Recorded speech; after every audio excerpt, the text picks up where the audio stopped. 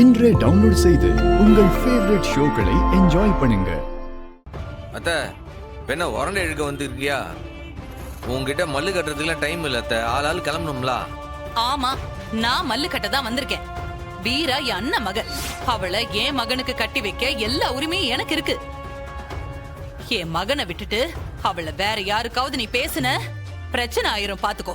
எதுக்கு தேவையில்லாம காலையிலே வந்து இங்க பிரச்சனை பண்ணிட்டு இருக்க? ஒரு நல்ல வரன் வந்தா பார்க்க தானே செய்வாவ. என் தங்கச்சி யாரு கட்டி வைக்கணும், காரு கட்டி வைக்க கூடாதுன்ற உரிமை கூட எங்களுக்கு இல்லையா? ஏலே சும்மா நிறுத்தல.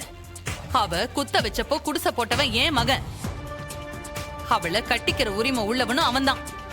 அவனை தவிர வேற யாருக்கும் வீராவை கட்டி வைக்க நான் விட மாட்டேன். ஏல, என் தங்கச்சி கேட்கறதுல என்னல தப்பு இருக்கு? அவ கேட்கறது நியாயம் தானே? யாருக்கோ கட்டி கொடுக்க போற, அத அந்த சிவபாலனுக்கு கட்டி கொடுத்தா என்ன? எப்போ என்னங்க என்ன உனக்கு வீராவை சிவபாலனுக்கு கட்டி கொடுக்கணும் அவ்வளவுதானே? நேரா வீரா கிட்ட போய் அவன் மனசுல என்ன இருக்குன்னு கேளு. அவளுக்கு விருப்பம்னா அவனை கட்டிக்க சொல்லு போ. அம்பிடுதானே வீரா கிட்ட நான் பேசிக்கிட்டுதேன். ஆனா நீ பேச்சு மாறக்கூடாது. சொன்னா சொன்னதுதான். வீரா சம்மதம்னு சொல்லிட்டா உனக்கும் சம்மதம் தானே? முதல்ல போய் நீ வீராவை கேளு. நான் பேச்செல்லாம் மாத்த மாட்டேன். தேவையில்லாம என் மண்டையை போட்டு மென்னு துப்பாதீங்க ரெண்டு பேரும். அத நாங்க பாத்துக்கிட்டோம். அண்ணன், நீ வாக்கு கொடுத்திருக்க.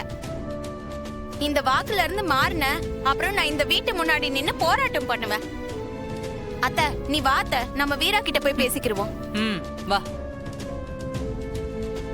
ஏம்ல உன்னால நேரா பேச முடியலன்ட்டு உன் அம்மா விட்டு ஏத்தி விடுதியா நீயே?